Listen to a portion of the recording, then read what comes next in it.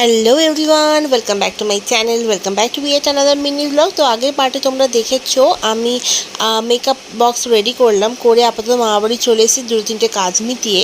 এখন আমি মেকআপ করতে বসে গেছি। ওদের আজকে বসন্ত উৎসবের একটা পারফরমেন্স ছিল অ্যান্ড ফার্স্ট টাইম ওরা স্টেজ পারফরমেন্স করছে, তো যার জন্য আমরা ভীষণ এক্সাইটেড।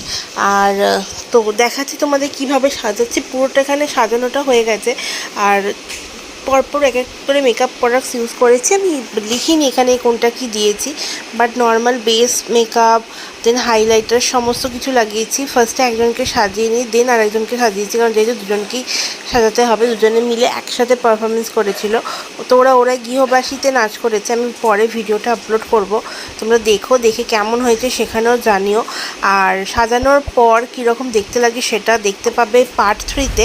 ততক্ষণ অবধি ভিডিওটাকে ভালো লাগলে লাইক করো, শেয়ার করো, সাবস্ক্রাইব করো চ্যানেলটাকে। দেখা হচ্ছে পরে ভিডিও।